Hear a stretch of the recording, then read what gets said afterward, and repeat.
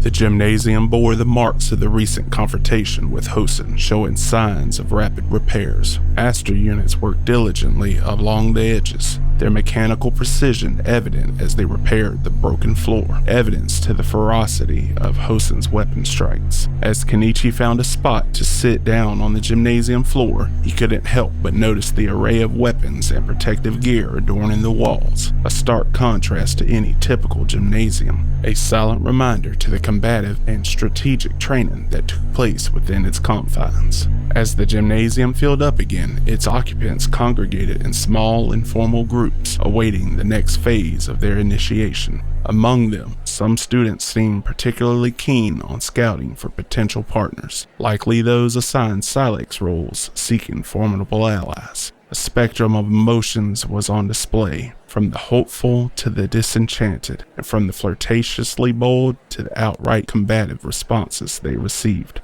Akito, now back and seated comfortably next to him on the gymnasium floor, Kenichi delved into a conversation about their test outcomes. So, they pegged you as a Sylex Guardian as well? Kenichi inquired, his voice laced with curiosity. Yeah, but it seems I'm not be teamed up with any one partner. I'll be floating, offering my skills to various teams as needed. Akito shared, his tone tinged with a hint of resignation. Kenichi couldn't mask his disappointment. Oh, that's quite unexpected. Turns out, I don't sync with any elemental affinities. After a battery of tests, they led me to another room for further assessment. Before I knew it, I was designated an augmenter, a different type of support guardian called a Dynalix. Akito explained. Kenichi's mood lightened at the news. But that's incredible, Akito. You've always stood out. Master in the family's martial arts and excelling in academics alike. So, what exactly does an augmenter do? With a shrug, Akito replied. The specifics are still a bit murky. Classified to military personnel, they said. From what little I understood, I'm essentially a third wheel on a date, making everyone uncomfortable. Kenichi couldn't help but burst into laughter. Oh, the irony. Akito Solveri, the great and powerful, now playing third wheel. Akito's feigned indignation was evident as he theatrically puffed up. Mock all you want, just don't come begging to me when you realize just how indispensable I am. Watching Akito's usual blend of humor and bravado, Kenichi felt a surge of admiration and determination. Akito's knack for shining in any field he ventures into is undeniable. Now, as an augmenter, his path to greatness seems all but assured. I can't fall behind either. May not be special like him, but I will definitely prove my worth here. No, it's the wrong way of thinking.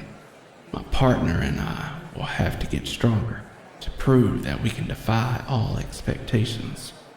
As Akito dove into recounting the gossip overheard while waiting for his examination, Kenichi's focus shifted inward, contemplating potential alliances within the academy. Securing a partnership with one of the more formidable figures here would be advantageous, he thought, surveying the cluster of students. Amidst the first group, an individual of average height, dressed similarly to both him and Akito, caught his attention. Seb Hightower. Disapproval tinged his thoughts. Even if he claimed to have changed since that incident, seeing him only brings back those memories. I'd rather not be paired with him. Kenichi's gaze then wandered to a larger assembly, where one figure stood out, drawing eyes effortlessly.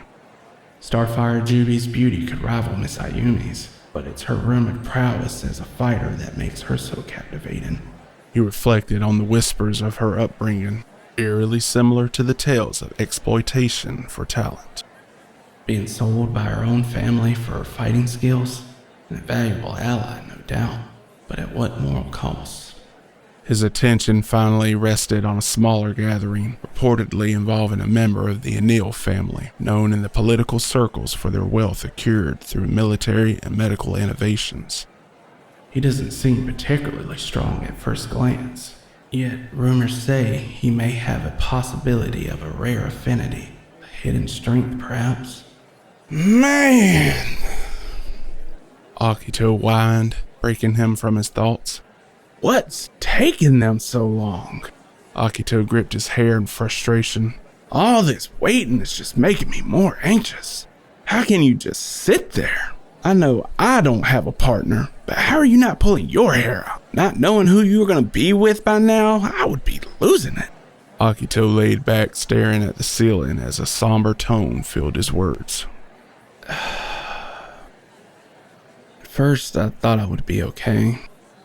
Thought that this school would be fun, as long as I could be by your side. Now, I won't lie, I'm kinda scared. Kenichi followed his friend's actions, now lying beside him, staying quiet to hear his friend. This may be the first time in 10 years that you won't be by my side. That courage that you always say I give you, well, that goes both ways. But I can't help but feel like we're gonna be forced to abandon each other here. Kenichi could see the nervousness on his face. Don't worry about it, Akito. Whoever they give me as a partner, if we can't choose, we will work hard enough to make sure they put us on a 3-man team. I don't mind you being the third wheel as long as you don't get jealous. He joked, hitting his arm. After a moment of mutual reassurance about their future in the academy, Kenichi and Akito's attention was soon captivated by 2 figures making their way onto the stage, their presence marked by their synchronized steps and the flowing dusters trailing behind them. The man exuded confidence, his steps assured and his attire catching the eye of many in the audience. His skin had the sun-kissed glow of someone who had spent considerable time outdoors, and his vibrant blue eyes sparkled with a mix of mischief and warmth. He wore a slick black duster that moved like a shadow behind him, complementing his casual yet impeccably styled outfit beneath, a manifestation to his flashy yet approachable demeanor. His companion, in contrast, seemed wrapped in a bundle of nerves. Her shorter stature was insinuated by her nervous posture, yet her delicate beauty was undeniable. Locks of soft lavender hair framed her face, falling gently around her shoulders. Her skin was a pale contrast to the man she marched beside, almost luminescent under the stage lights. Her eyes, a gentle hazel, flickered with nervousness as she clutched at her matching duster. The outfit, similar to the man, suggested a unity not just in their relationship, but in their roles, with hers adorned with subtle floral patterns that hinted at a more reserved but equally intriguing personality. Salutations, everyone! My name is Toshiro Osamu, and my lovely, adorably shy partner here is Kagura Osamu. We are a husband and wife partner couple. We are going to discuss with you the living arrangements and the unique partnership aspect of Kome Seidai. Your turn, baby, he whispered, a gentle nudge in his voice as he encouraged his wife to face the crowd. Kagura, her hands almost hiding her face in an attempt to shield herself from the sea of eyes, struggled to find her voice. Right. Each student was given a specific glyph before the start of your exams. I want you to take a few minutes and find the other person with that same glyph. The gymnasium buzzed with activity as students started searching for people with similar symbolized glyphs. Kenichi remained stationary, watching Akito move towards a group of similarly marked students. Must be other augmenters, he thought before his attention was diverted by a figure now standing before him. Her arrival marked by a momentary shadow that made the bright gymnasium seem momentarily dim. She was a vision of contrast, cloaked in a garment that spoke of hardship, yet carried herself with an undeniable grace. The newcomer's lime green eyes shone with an intensity that cut through the dim perception. Her pink hair, long and adorned with lime green tips, added to her striking appearance. Her skin, a soft sand color, was partially visible under the cloak as she held out her glyph paper. I remember wearing a cloak like that when I had to help on one of the farms our parents were trying to create a contract with.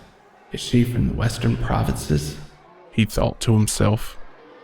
Looks like we have matching glyphs, she stated, her voice carrying a blend of firmness and underlying warmth.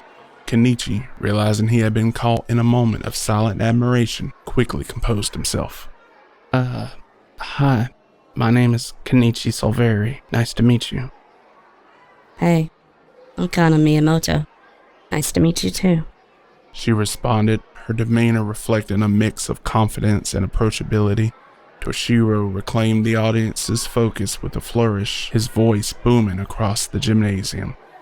Ladies and gents, now that you have all found your places, let me unveil a bit of a shocker. The person who shares your glyph will be your sidekick for the next 3 years on this roller coaster of Komei Seidai.